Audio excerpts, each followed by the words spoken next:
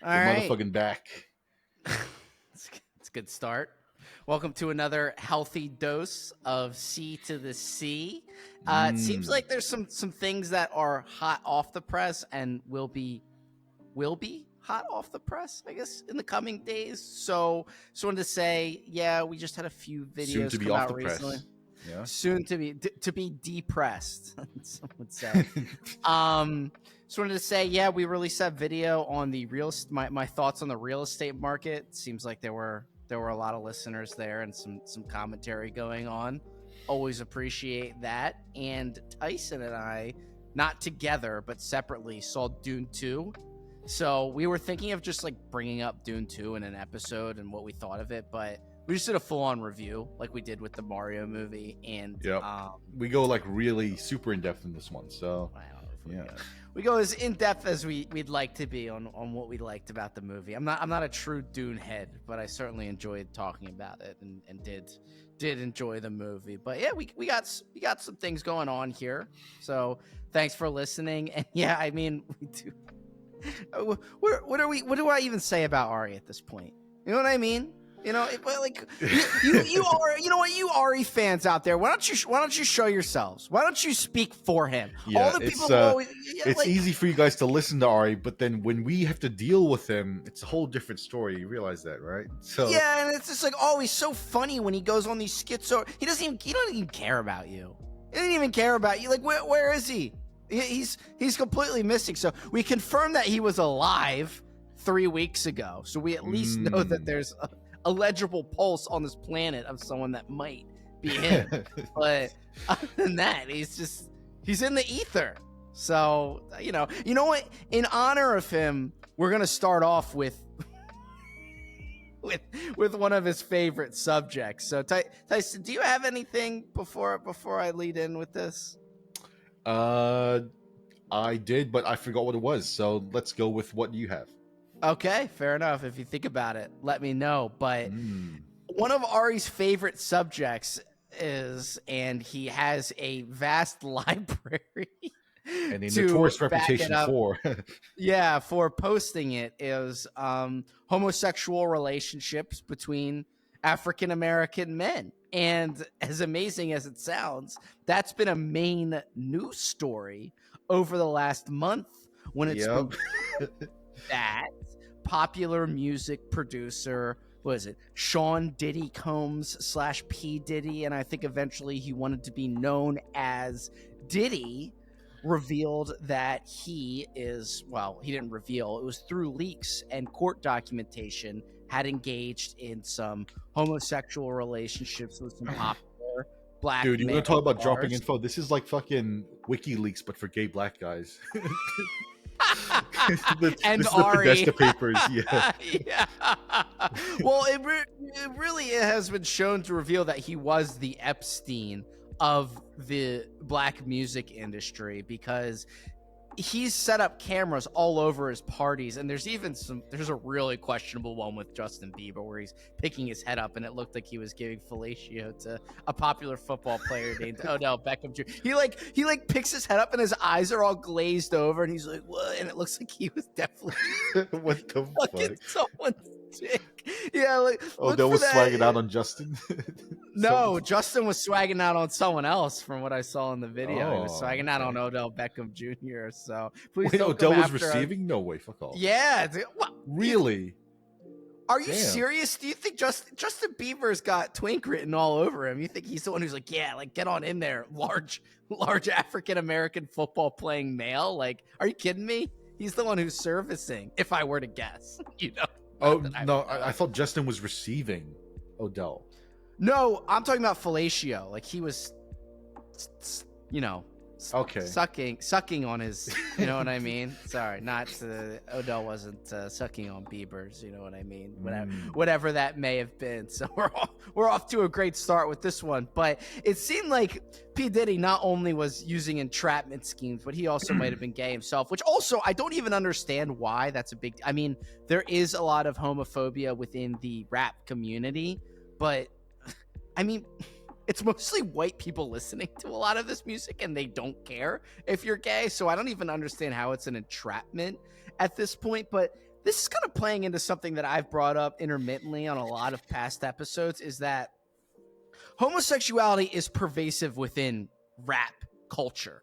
And it's You also know, kind of a when trial I too. when I Go first ahead. heard that from Moyer, I had a hard time believing that. But you know what? I think I will have to concede that point.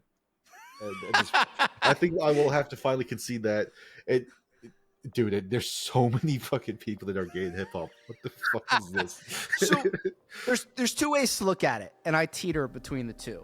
The one is, and it came from a popular rock star musician who said, you have sex with so many women, the thought of having sex with a woman isn't adventurous for you anymore.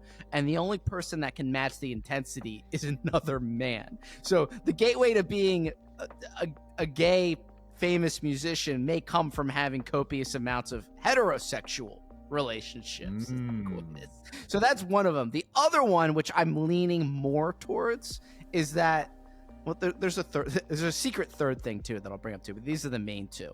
The second one is that it is a rite of passage. It's a show of ownership. You know, when you go to jail You and know, quote when unquote those rock drop stars said that, I feel like it doesn't apply for the hip hop industry.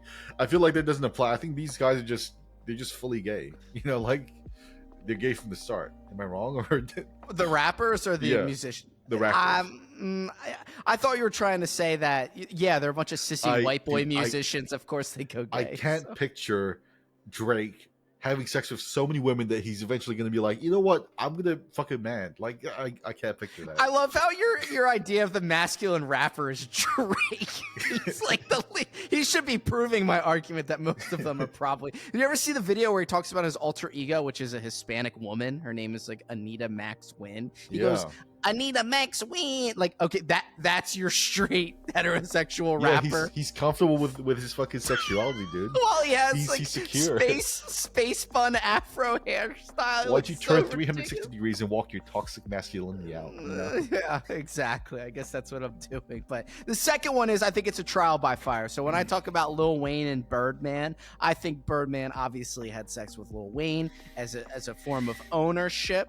You know, it's something that you have to do to be accepted into Diddy's label and popularized by him. You have to engage in sex with him, whether you're a guy or a woman. But I think it's more pervasive with men. But it's kind of a jailhouse thing. You know what I mean? Like showing ownership. That's sort of a good point. It's like an obstacle course. You know, if you can withstand getting your ass clapped by like 3 black guys, you know, writing like a verse of like rap lines, it doesn't seem that hard in retrospect. It must seem easy, right?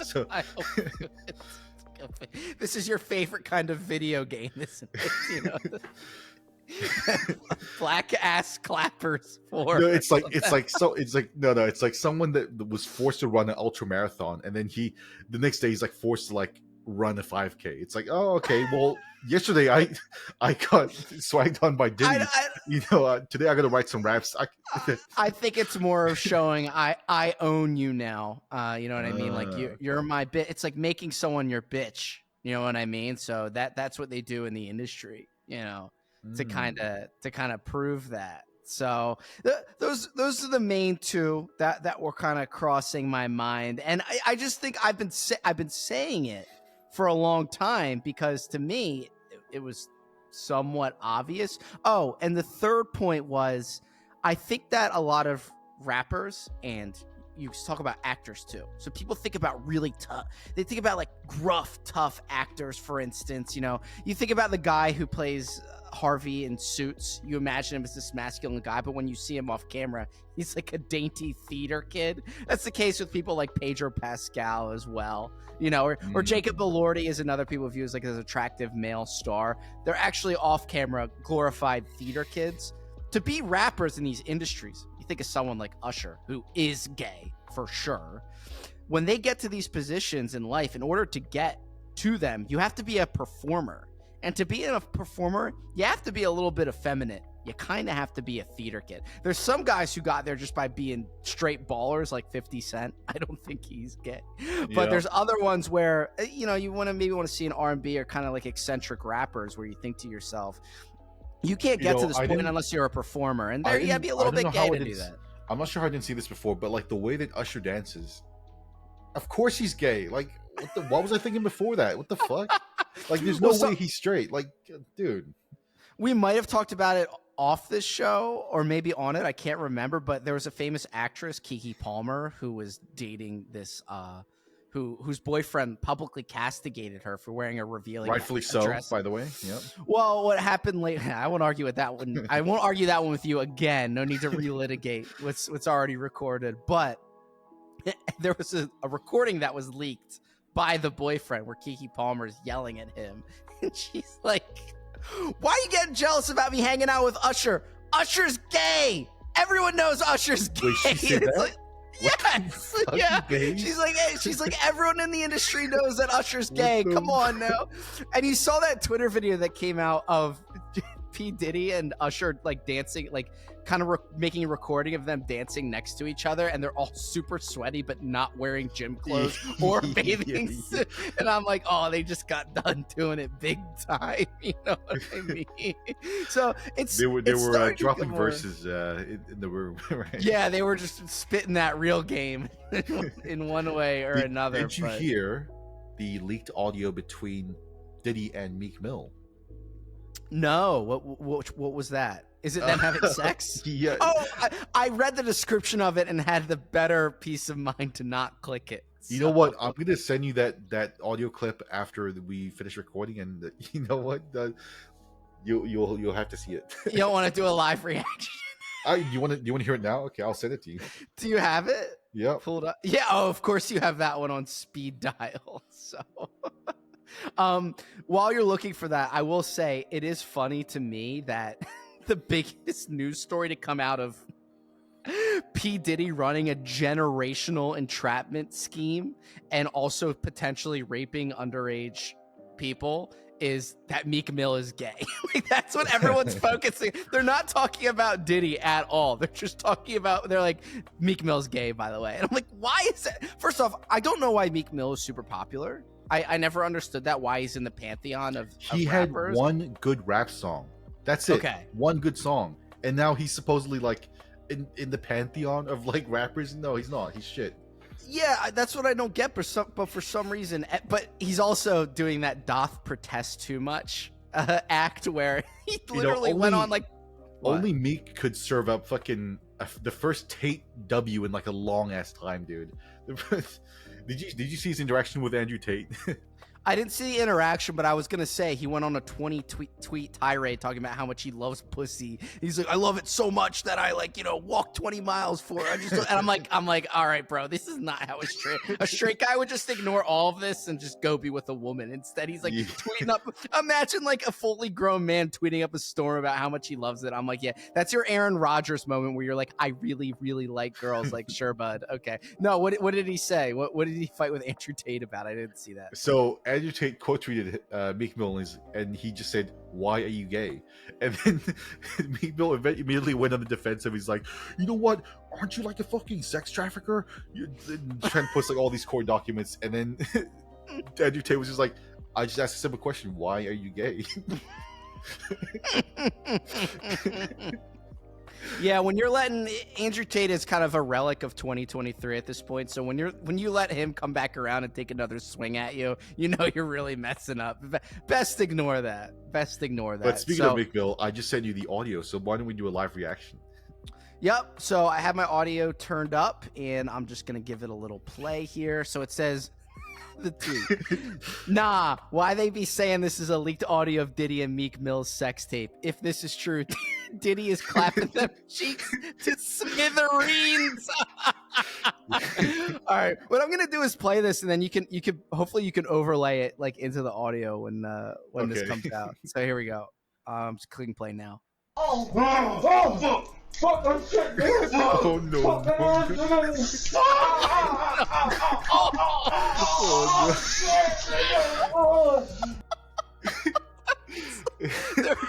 There were a lot more vocals in that than I was expecting. I was just expecting a grunt here and there, but that was all out. That was violent.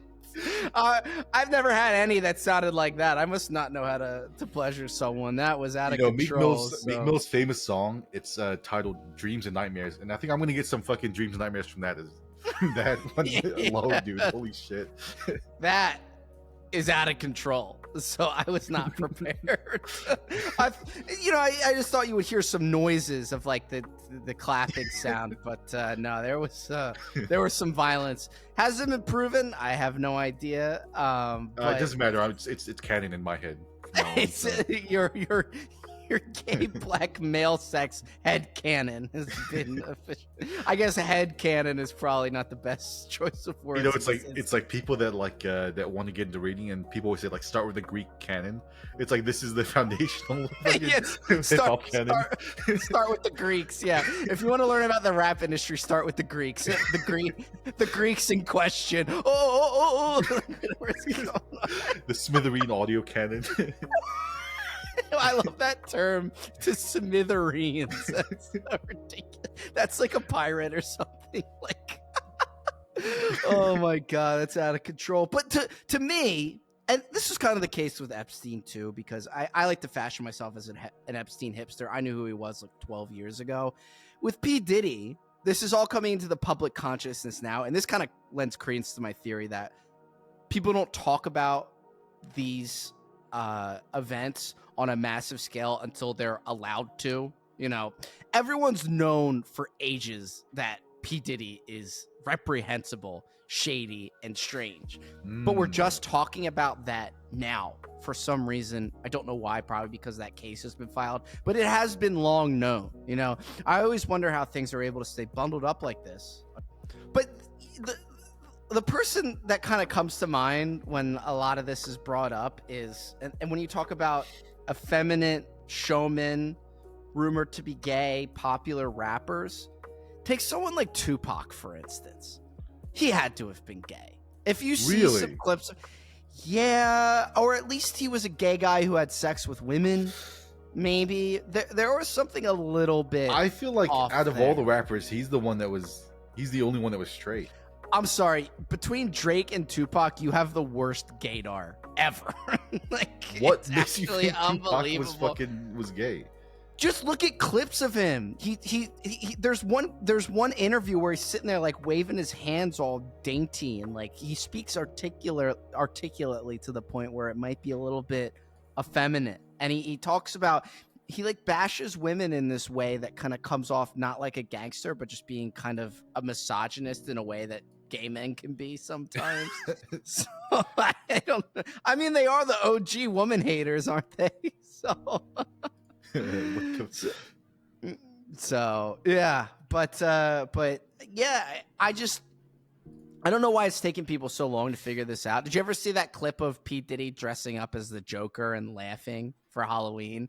It's an infamous clip. So, no, but I think I did see him and like Lil Wayne in some fucking costume party. That could be it. Oh yeah, yeah. It might have been that, but yeah, I mean, Lil Wayne is another inductee into that. You think Lil Wayne's gay? I don't think he's gay, but I think they've had to do gay things in their life to be inducted. Really? So you into the think club, Tupac was gay, but you don't think Lil Wayne could be gay? I don't think he was ultimately turned to the gay side, even though he had to get inducted by Birdman. No, you know what I mean? Like, so I feel like sometimes they fully succumb to it, and other times not. Usher, he's just a straight up gay eccentric showman. Like, yeah, he's gay like a theater kid is, and that's good for him. Yeah, I mean, that's good for him. It's like, just why stop pretending? I don't think anyone would even care if he came out. Okay, let me test my gaydar. Do you think The Rock is gay? No. You don't? I don't think The Rock. No, you think he is? Yeah, I think he's just like fucking John Travolta. Like they're to me they're like really obviously gay. I don't know. Really obviously gay. Here's an interesting one for you, because I saw a clip of it. First off, the one clip that's really funny is Nicki Minaj is talking to someone, I forget who it is, and she's like, "Do you think there's a lot of undercover brothers in the industry?" And that's a term for a gay guy. And the guy's like, "I don't know, maybe." She's like, "There are a lot of undercover brothers." So she's basically calling a lot of people gay. But there's this clip I saw of John Cena, and it was I don't know if it was a dating show or some type of recorded relationship show where he was dating someone, and she might have left an item on their large like granite kitchen island, and to John Cena, he must be like a neurotic, person who doesn't like a mess, he was yelling at her over this. He was like, you know how I like things. I like things to be clean and blah, blah, blah. And to me, it kind of came off as a little bit gay when he was doing it. So if you were to have a gay off between The Rock and John Cena, I think I'd have to take John Cena over The Rock. There's something a little bit masculine about The Rock. I'm sorry, I just don't see it with John Cena. Wow. I feel like The Rock is such an obvious like gay repressor. It just seems so obvious to me. Like, of course he's gay. Like, what the fuck? Like a robot or something. Okay, here's a layup for you then. Do you think Pedro Pascal is straight? I'm leaning towards no. Okay. Well, just to let you know, he's gay. Like, he just hasn't come out yet. Okay. All right. Well, he hasn't come out yet, but he's got to be gay. Here's another one for you. Since we talked about it, it's kind of on topic. Paul Atreides' father, who dies in the first Dune, Oscar Isaac, do you think he's straight or gay? He's straight. Oh my gosh, who am I talking to? Wait. Am I supposed to trust your judgment on anything? No. Let me pull up a picture of his face. Hey, don't let again. me influence your decision. Don't let me influence your decision. So, is Oscar Isaac the guy from Star Wars? Yes.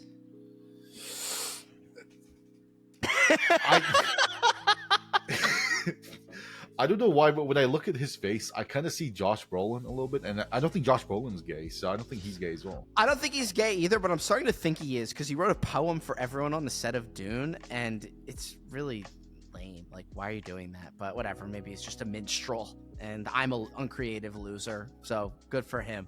But do you want to wrap up the subject of gay rappers, or do you have anything else to say? No, I'm still going to maintain that Drake is straight. So, yeah. Okay, that is just so... I'm sorry. If there were to be one person to comment on this episode, please tell us whether you think Drake is gay or straight. I feel like Drake is so settled. secure that he's able to be feminine and like fucking paint his nails and shit, but he still smags women.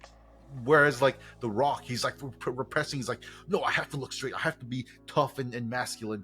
And then he's just getting his fucking booty smashed as fucking smithereens on the down low. So yeah, I think that is a legible argument, and I'll give it some further thought. So that's good. That is good. So we'll keep you guys abreast on the P. Diddy trial. Yes, Battle of the Minds. But we'll keep you up on the P. Diddy thing. I just think I'm a little bit vindicated bringing it up because I've been telling our viewers and you for maybe the last year or two that rap industry is ripe with male homosexuality, and people don't acknowledge that for some reason.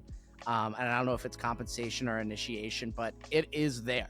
And it's all coming to light now. It is all coming to light now. So, it's just a point in the Kid Moyer column that I always like taking. But I got one in the Tyson column that I hope that he can, enlighten us on. I have a subject that I wanted to talk about, but sometimes you see a diamond in the rough and you just have to grab at it. I see Tyson, you wrote down old lady at the bank. So what is the story about an old lady at the bank?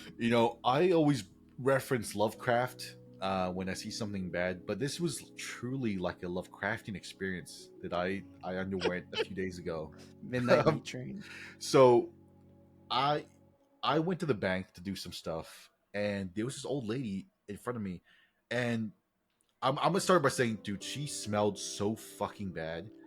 Like you talk about Midnight Meat Train. She smelled like a fucking Midnight Meat Train, dude. Holy shit.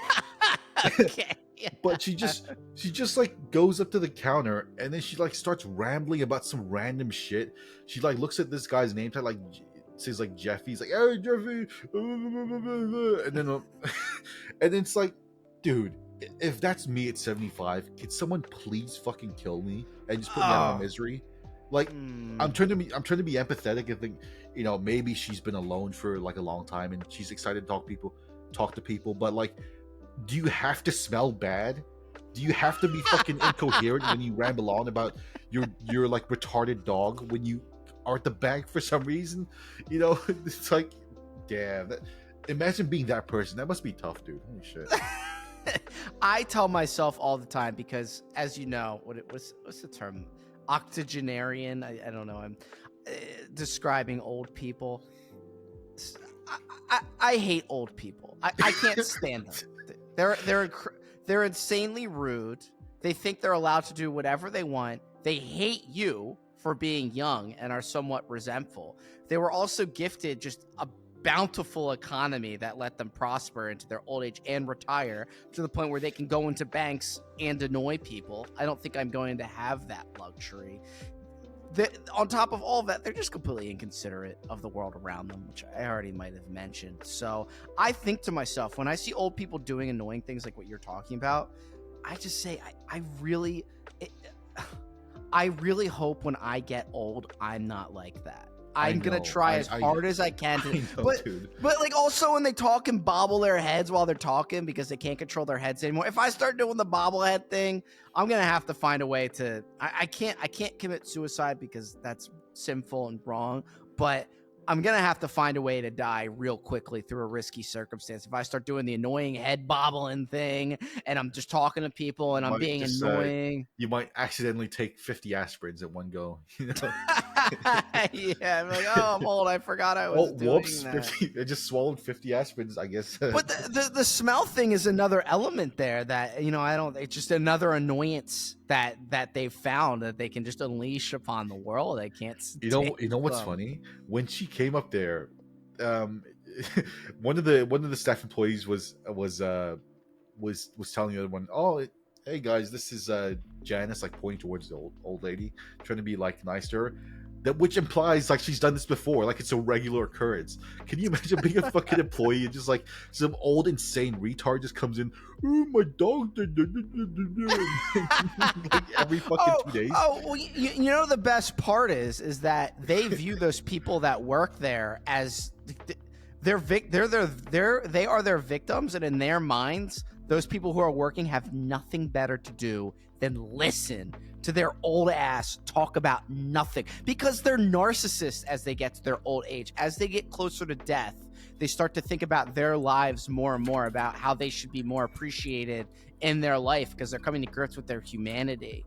And they think they're the most important person in the world because they're getting closer to death. And it just, everyone's watching them on their stage to them. So listen here, Sonny boy, you're gonna listen to me because I'm old and I'm gonna die soon, so I'm really important. If it's like some boomer getting indignant about something, at least they're coherent. This fucking lady's like schizophrenic, like rambling about her dog, about like some random country, and it's like, bitch, you're at the bank. What do you expect it to fucking do here? Like, you know. Oh my goodness. Hey, I've had countless interactions with old, and it's just even when they're driving too, it's like you have to subject all of us to that. You have to go and do that. You have to get into your 30-year-old car and drive around like a moron and almost get into an accident and go 2 miles an hour. Like, I just have to live with that, right? It's mind-blowing to me. So, but that's kind of what you get for going to the bank. Like, who goes to the bank anymore? Well, I had to convert some currency, and the bank is the best place to do it because they charge the lowest commission. All right. Sometimes I guess you got to just bite the bullet and get out there, right? I'll be flying to a country in Asia, so I'm not gonna go do the whole fucking tourist mean trap where I land in the airport, then I go to the currency exchange there, because they have like the most rip-off prices. Is that how it goes? I mean, I feel like when I was overseas, but this was just Europe, that they were almost cashless anyways. But I think you're going to a country that isn't like that, right? Yep. Yeah, that should be a good old time then. But yeah, I mean, hey, I'm going to find the clip someday on our very first episode. I rail against old people. So there are some things that I am extremely consistent at, and a lot of people know what one of them is, which I cannot say. And the other thing is I hate old people. I simply cannot stand them. So what reason have old people given us to like them? What have they done? I don't understand. Like, they need to prove themselves at some point. There needs to be like every 20 years we reassess old people and whether we should respect them, because it shouldn't just be a continual respect. They need to do something to be like, you know what, actually, old people, you're all right. And it could just be being friendly on a human level, not being obnoxious to retail workers, driving at least the speed limit. I don't know. They can do anything really to make me appreciate them. Oh But my instead god, dude! I just remember this other story of this fucking old guy at the bank. So I was the bank closes at fucking 7 o'clock, right? And I was there at 6:59. So they did the whole thing where they closed the doors and like no more customers are allowed to come in. This fucking old boomer comes in. And he's like, "Yo, can I come inside and get my wallet?" And they're like, "No, we closed the doors. Come back tomorrow." And he's like, "I can see my wallet. Can you just let me in?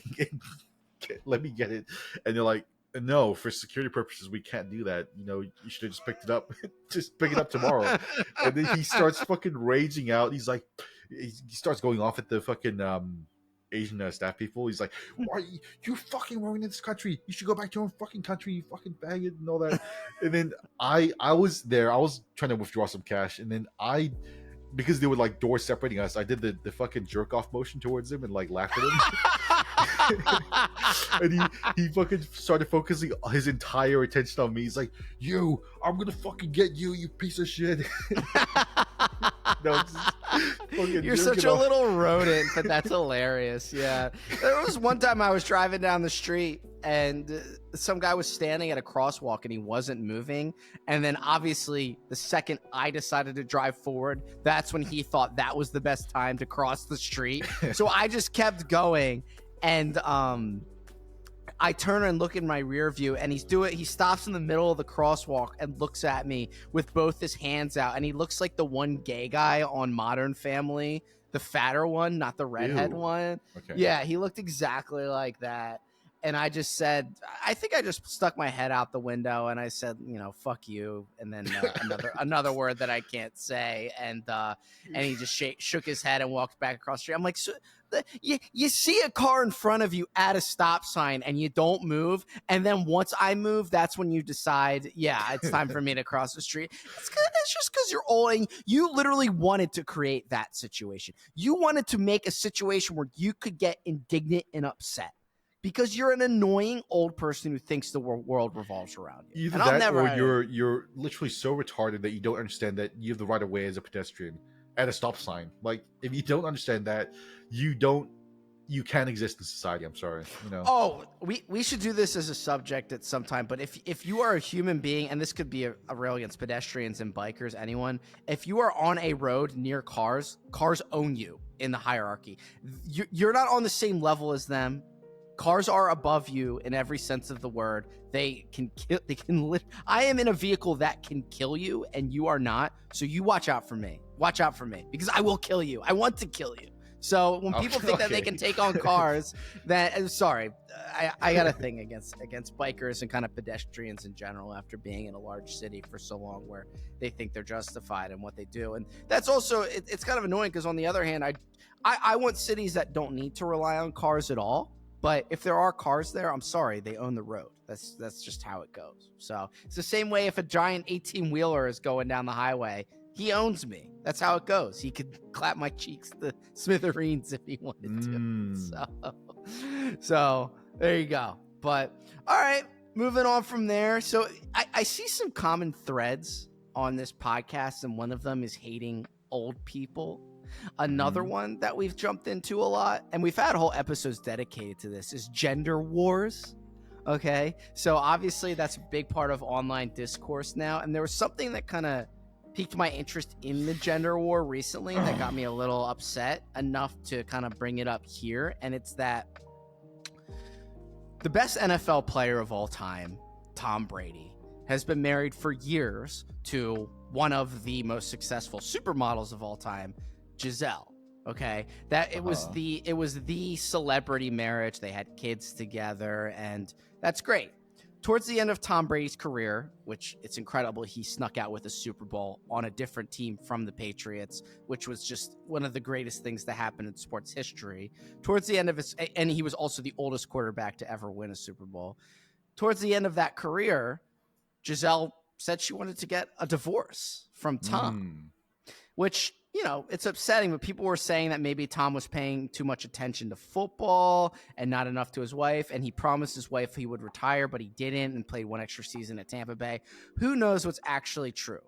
But what is true is the reactions I was seeing to this divorce. It turns out that Giselle was having a relationship with her, I don't even know, Brazilian jiu-jitsu instructor for 2 years before her and Tom divorced, and Tom knew about it. It was just kind of implicit with him being away, that he just accepted that that's what was going on in their marriage. And the reaction to this that I saw on Twitter was, it doesn't matter if you're the most successful athlete of all time, where you have the money and the looks, your wife will still leave you. This is how terrible women are. And I thought about it for a moment, and to me, I think that was really kind of showed the hand of how men look at relationships. They see them in some ways as a video game. If you are a man who has a chiseled jaw feature like X, and you have X amount of money, then your wife will always love you and never leave you. And they're saying Tom Brady had these things, so his wife can even leave him, which means none of us stand a chance at all. But to me, what this was showing was marriage at its core, and relationships, and what women are looking for isn't exactly, of course, money and looks do help. They're not what's at the core of a successful, loving relationship. Giselle divorced from Tom because he was neglecting their relationship. She didn't leave him because he didn't have enough money or wasn't good looking enough. So I'm just kind of angry that people try and be reductive, guys particularly. They be reductive in relationships and think, well, she'll leave you even if you're rich and good looking. It's like, no, she'll leave you if you neglect the relationship and don't pay attention to it and work on it and make it grow, which is something you can do whether you're ugly, good looking, rich, or poor. But men don't want to acknowledge that for some reason. They just want to acknowledge you just need to have a bunch of money and be good looking enough, and your wife will never leave you, which isn't the case at all. And they think that they're like resentful towards women because of that. It bothers me. Okay. Why is that? I really hate how you just don't put enough blame on women when it comes to stuff like this.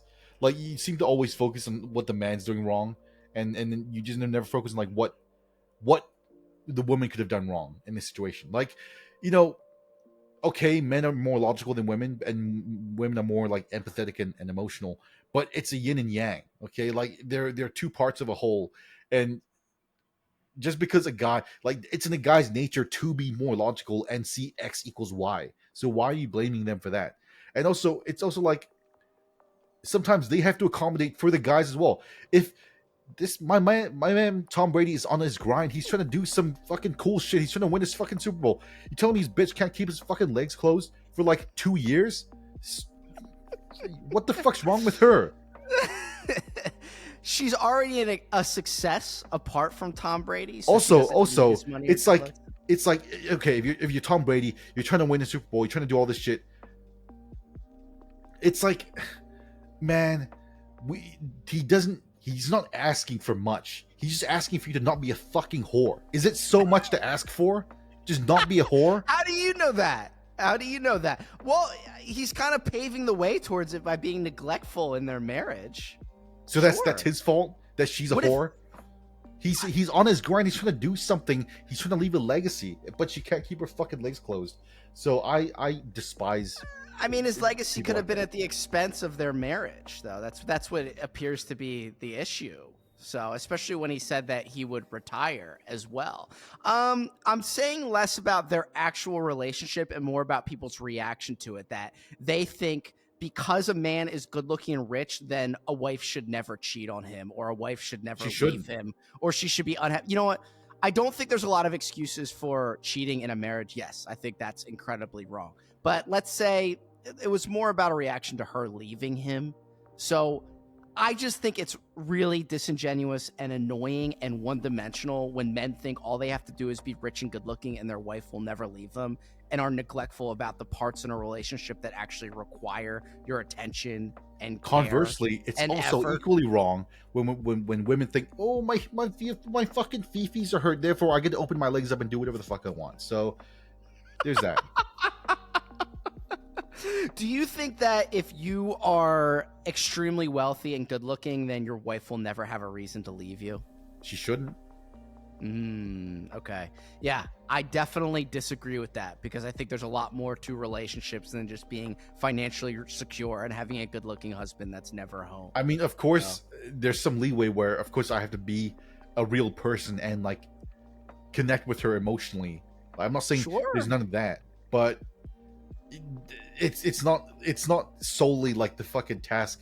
It's not solely the burden of the guy to keep the relationship alive. So there has to be some push on the women's side as well. Well, maybe that's what she was doing the entire time, saying, I want this marriage to work. Here's how this marriage can still work. I need XYZ. Tom says, fuck you. I need to have a losing record with the Buccaneers for one more year. And that was the end of it. I don't know how I feel Or about it. he's like, babe, I want to leave a legacy, and she's like, oh, you like me, tee. I'm gonna go over my legs to this fucking Brazilian guy. Well, So she could say, I've given you 25 years of having the greatest football legacy of all time. It's time to be with me and your family. And instead, he's losing money in FTX scams.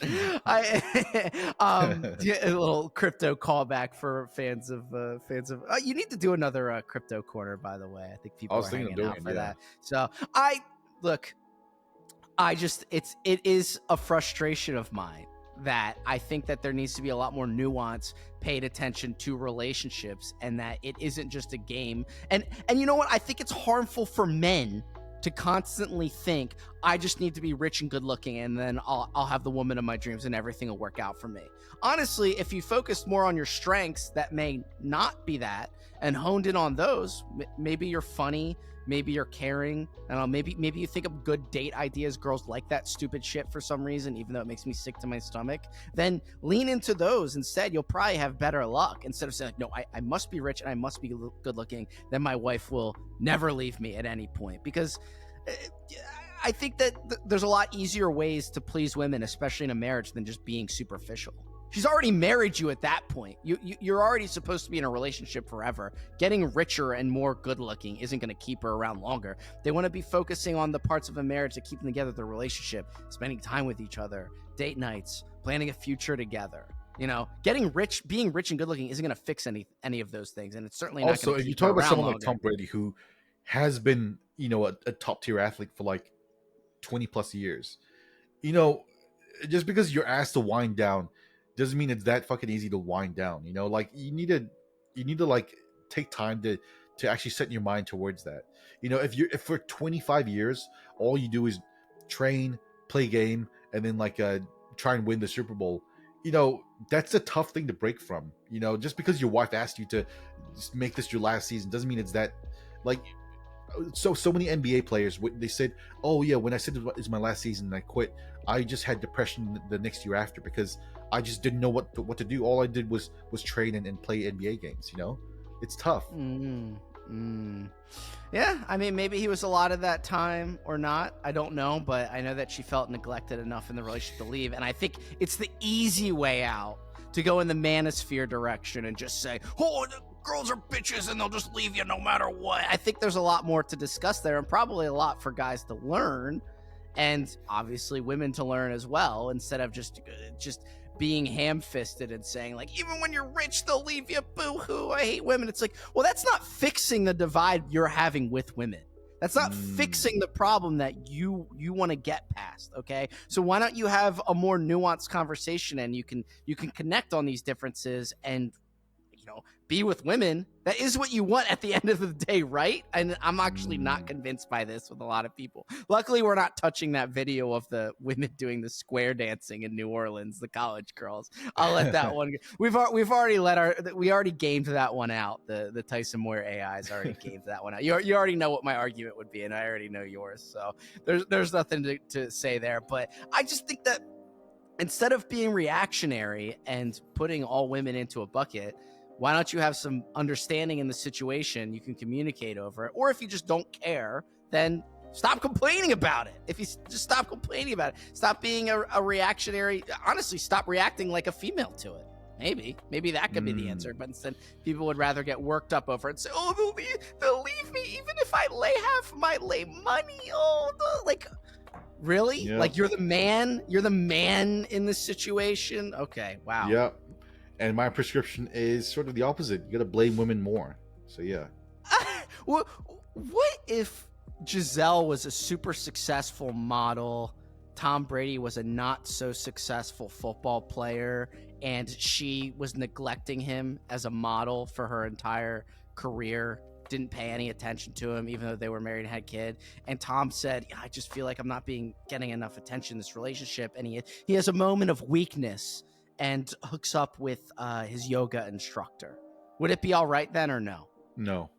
Okay. All right. Well, at least there's some consistency there. I thought you were going to maybe go in some direction where it's like, well, a guy has to give this in a relationship and blah, blah, blah. But okay. At least you respect the sanctity of the marriage. So. Yep. So women, gotta step it up, because if civilization collapses, that's not what I'm saying. It might be tough for you if you just keep doing what Giselle does. If civilization collapses and civil war happens. So hey, Giselle already reproduced, and she's on to her next one to maybe reproduce from. So she's doing what she needs to do. Tom is just sitting there making out with his own kid. You want to talk about homosexuality? No, he's a mouth kisser for his kid. No. Yes, you knew about that video. Did you forget that was Tom Brady? I thought that was with his dad. I didn't realize he did that with his own fucking kids. God damn. Yeah, that's where he's like, hey, where are you going without paying the toll? He says something. He's like, didn't you forget something? And then his kid comes over and kisses him on the lips. To be honest with you, that is a nice moment between father and child. It's just unfortunate. Had to be a kiss on the lips. And also, it had to come out a few weeks before he played the Eagles in the Super Bowl. And the Eagles have the most maniacal, unwell, unhinged fan base you'll ever experience in your life, and I am an Eagles fan, so I know exactly. So that came out 2 weeks before the Super Bowl, and everyone's just like, kid kisser, fucking pedophile. It's so funny during the game. Oh my gosh, the saga of Tom Brady. But you can't take it away from him. People try and make the argument like, here's how Aaron Rodgers might have been. Tom Brady's the best NFL player, best football player I've ever seen in my life, and ever will for the rest of my life. There will never be anyone better than him. So I can't take that away. So, all right, just another chapter in our endless gender war. I'm glad we disagree on a lot because it makes for good conversation. But moving on, you have another strange one here that I asked about, and I was like, what is this? And you're like, don't worry about it. So I see a topic called Angry at Thumim Egg Simran book. So what is that? It's just another venting thing, but I just looked at a couple gifts that I was given over the years, and I just got really angry at them. And maybe I'm a piece of shit for feeling this way, but so the egg thing. All right, so tell me if I'm being a piece of shit, right? So I go out camping with this guy, then he's like, "Oh, you crashed at my house," and then after so we finish camping, we go back to his house, we crash there. In the morning, we're like, yo, let's go get a breakfast. And then for breakfast, he's like, yo, do you want an like a fried egg? And I'm like, yo, cool. He serves me one egg, like literally a plate with one egg on it. And I was like, oh, cool. But then inside, I'm like, really, dude? It's one fucking egg. Do you know how to serve like a real breakfast? Like, there's no bread, there's no fucking butter. It's just one egg. Like, I feel... What the fuck is that? Was it scrambled or sunny side up, or would you say it was an omelet? Was it one omelet egg? No, he just cracked one egg in the frying pan, fried it, and then just put it on my plate. And it's like, dude, come on, this is not breakfast. So how'd you react? You obviously just let it go, right? I'm just like, make a big deal. Oh, cool. So yeah, then I was like, you know what? Time's late. I got to dip, so I went straight to a bakery afterwards and got some real shit. The fact that someone expects you, okay, this is before even getting to the fact that it's only one egg and not two. The fact that someone expects you to eat a non-hard-boiled egg without a piece of toast is a war crime. You need to who is the freak that is cracking the yolk on an egg and just like sipping that shit and then eating the rest of the egg without toast and butter? That's not breakfast. That's like a meal for a farm animal. Like, Yup. that's disgusting. How old is this story? This was like 4 or 5 years ago. I'm surprised it was that recent, and if that happened to me 15 years ago, I'd still be talking about that. That is mind blowing. I'm like a little incensed right now. I would be angry. I would actually say something like, are you kidding me? Like, especially since okay, if you only had one egg left between the two of you and gave you as one egg, wow, what a nice, noble gesture for your friend to do. But chances are, no one ever just has one egg left. No, dude, one. I saw him open his fridge. It was full of shit. It's like, what is that? You couldn't like give me some milk as well? Like, come on, dude. Yeah, you need to go and when you have a guest, just scramble 2 eggs, okay? You don't want to mess with the sunny side up stuff. You put scrambled eggs together, you get toast, and that's that. You call it a day, because that's a hard one to mess up. And sunny side ups, you have to be a little picky with those. I mean, I like them a little bit runny, not too runny, etc. So everyone's got like a difficult spot with those. I'm just thinking of being like an egg, like one egg. Dude, I'd have a hard time. I'd have a really. I'm glad you agree with me on this. No, there was a part 2 to this this topic though. Let me grab the item that I was referring to for part 2. Okay, we're doing prop comedy here now. So. Okay, so part 2 is another gift that I was given. This was 4 years ago. So it was my birthday, and I invited some people over. And invited this girl, and this girl gave me this book. And you know, at the time, I was like, okay, cool. I'm not going to read this, but thanks anyway. But then I saw it on my shelf recently, and I'm like, what the fuck were you thinking when you gave me this book? You know. So let me read out what this book's title was. It's like, okay, the book says, title is Tools and Weapons: The Promise and the Peril of the Digital Age by the President of Microsoft. It's like, okay. I know that I talk about tech stuff sometimes, but the fact that you would think I would like to read this piece of shit, it's unreal. Who would want to read this fucking piece of shit book, dude? When someone gives you a book, books aren't meant to be gifts; they're meant to be lent. So you talk to someone about it, but you say, "I really like this book," and then they're like, "Oh wow, that's pretty cool," and they signal that they're kind of interested in it as well. So then you lend it to them, and that's that. That should be the relationship between person and book. When they're giving it to you as a gift, they're kind of implicitly saying, "I like this and want you to read it," without knowing whether you actually do or not. And on top of that, they're just assuming you're going to put a giant time sink into something they want you to read. Like, I don't think so. Let's put it this way. I've never read a book that someone's given me as a gift before. Not once in my life. Unless it's one we've already talked about. The thing that you describe about how if someone gives you a book, they want you to like what they like. That's not even what happened. I guarantee this girl thought, oh, what does Tyson like? I don't know. He likes fucking tech. Let me find like the first tech book that I can see in the bookstore, and this just picks that book up. Like, really, bitch? Like, so you think it was a thought? Well, it's tough, Tyson, because as we get older, you should be thankful that people are getting you any gifts at all. I know, but also I feel like a piece of shit saying this. That is the intellectual equivalent to a gift card, though. Unfortunately, and I would prefer a gift card. That would be sick. Yeah, that's a good point. Yeah, because if someone knew that I liked, I don't even know, fantasy books and just got me any old fantasy book, I don't know, I wouldn't be a huge fan of that. It's just like, it shows that they're kind of thinking about you on a surface level. You know what I mean? Like, Tyson likes movies. Here is movie. You know, here's a DVD. Wow. Yeah, and it's just like a DVD. You know, yeah. I think there's something kind of weak there. I think there's something a little bit weak. So, that's so. So what's the verdict? Am I a piece of shit for hating the egg and the book? I think you should take it easy on the person with the book. I think that's fine. Yeah, people are hard to get gifts for. It's funny. I'll think about people I've known my entire life. I know people better than I know myself. When it comes time to give them a gift, your brain just short circuits.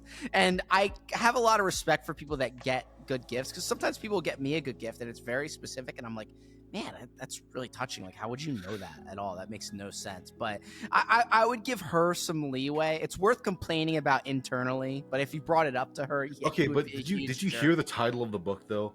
Tools and Weapons of the Digital Age. Who wants to read that? Like, what the fuck? That is annoyingly broad. I'll tell you what. If I knew that a girl was into fashion and she wanted a book on, just fashion in general, I would try and figure out which kind she liked and maybe do something with a little bit of a visual aid there, because even if she's not interested in reading it, it's something that looks cool sitting around. I'd put a little bit of thought into it too. You know what I mean? Like, this person should probably know that maybe you like crypto a little bit, or you like filmmaking or something, and then like kind of gotten a little bit into the weeds with that. That's just, I don't know. Steve Jobs exists, so yeah. This is like if you had a friend that liked fashion, then you got her like Fashion 101, the textbook or something. That's the equivalent. Yeah, well, it's almost be like a lot of people know that I'm a huge Star Wars nerd. Imagine if they just got me Star Wars Episode 4 DVD instead of, some book where George Lucas talks about what he did in Star. Like, it's something a little bit deeper. That requires some homework, right? Most people who are getting gifts can do that. And honestly, I'd do that with someone I wasn't even that close with. I'd look into it at least a little bit. Instead, it's just like, I don't know. He likes technology or some shit. Here's your stupid book. But even then, I'd hold that one in. I think that's not a battle worth taking. The egg one, I'm glad you're with me on that one. Give me that guy's address, because he needs to be dealt with. That is serial killer. That's like a ritual. That's a humiliation ritual. It really is. Like, to go up to someone and hand them a plate with one fucking runny egg on it with no, that's torture. And it's like, does he just sit down and just eat an egg? He just sits down and eats an egg. I'll tell you what, he would have been able to get out of it if he gave you one hard-boiled egg. There's nothing wrong with that. One hard-boiled egg. That's kind of like that's a healthy on-the-go kind of breakfast. But to intentionally cook a single egg. For your information, the guy was Mormon as well, so maybe that's why.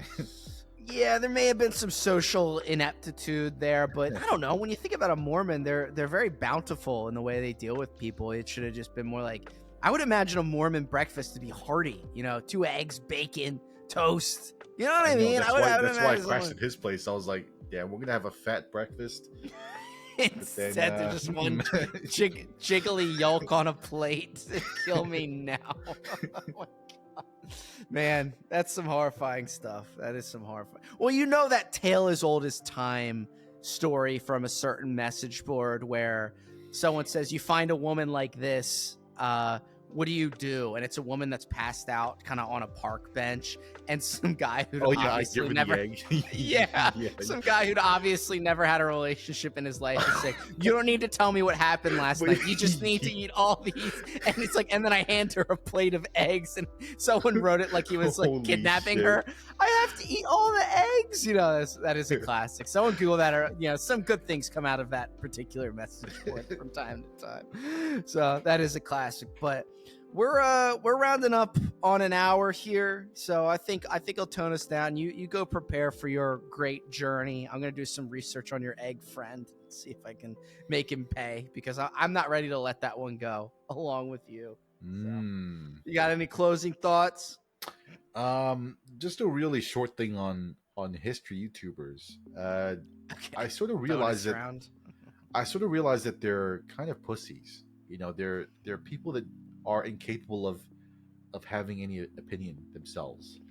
I used to watch. Why is that? I watched this guy, What If Alt Hist, who does like alternate history, like talks about future history and all that stuff.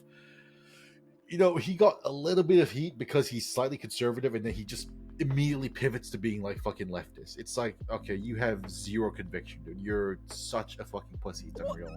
Especially since when you're talking through the lens of history, you have an excuse to be kind of a literalist with what happens and not lean towards one side or the other. If something that you're talking about is very right-wing and reflected that way historically, you should be able to talk about that and not apologize for it. Yeah. But for some reason, so even though he has an avenue to be a literalist with these items, he doesn't. and then pussy's out. Yeah, that's lame. Yep. That's really lame. Can't handle the heat. Don't fucking bother making political commentary. You know. Well, to me, and I don't know if it's been as influential as I'm making it sound. And I think I've brought it up on this podcast before. But there's a book called Guns, Germs, and Steel. It's like an infamous book by, I think, this author. I think his name's Jared Diamond. I'm just saying this off the top of my head. But the book is essentially saying that the way that civilizations have flourished is because of where they've been situated geographically, and takes 0% into account, the ethnic makeup, the traditional makeup, the rights, the religions of these people, and how that may have, detailed their current situation, and instead just says like, well, they were in this mountain range and they only had access to this, and Europeans actually had access to this, so that made them flourish more. And to me, that's a really dishonest way of looking at history, and that's kind of the way a lot of them think now. They're just afraid to attack the cultural questions of why certain countries may have ended up the way they do, and instead they just try and be simplistic about it and inoffensive. And to me, that's not fun. If you want to be like that in academia, yeah, that's the place to do it. But you're running an alternative history YouTube channel. Like, what is more alternative than being able to say something that you typically couldn't in an academic space? But you bitch out on that too. Yep. That's Exactly. That's so boring. Honestly, I'll tell you what. This is a broader subject. I don't even know how to put this. If you give me 1 second, I might be able to think about it. The formalization of YouTube has been a disaster in the long run. So you think about video essays on YouTube. Why Madam Web represents the downfall of Western structures, or is it just something stupid like 5-hour videos on pieces of media that have no depth to them whatsoever, instead of just being like a funny video or one that has like some obligation to be professional? That's why he bitched out.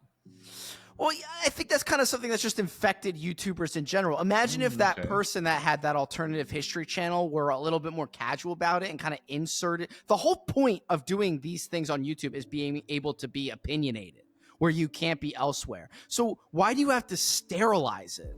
Why do you have to formalize it? Why does it have to be this like well done, well edited video where you make sure you're hitting all the right points and you're not influencing it by your own opinion? If anything, it sort of exposes that you're really. If anything, it sort of exposes that he's really just doing that for the money.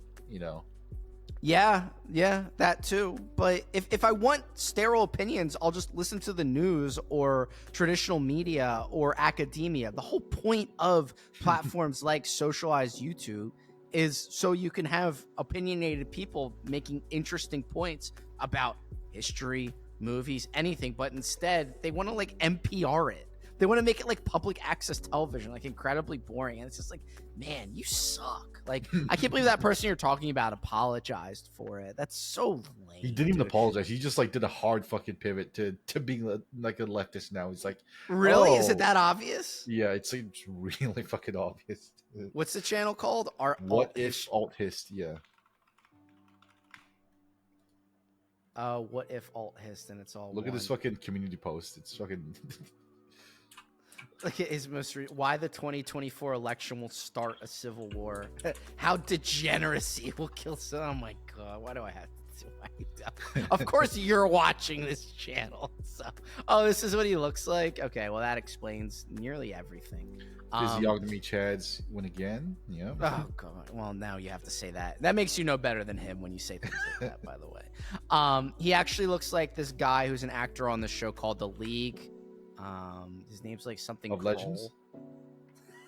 No, it's about a comedians who comedians are playing family men who have a fantasy football league that they take really seriously. But he looks like this actor Nick Kroll. So there's something for you to think about there.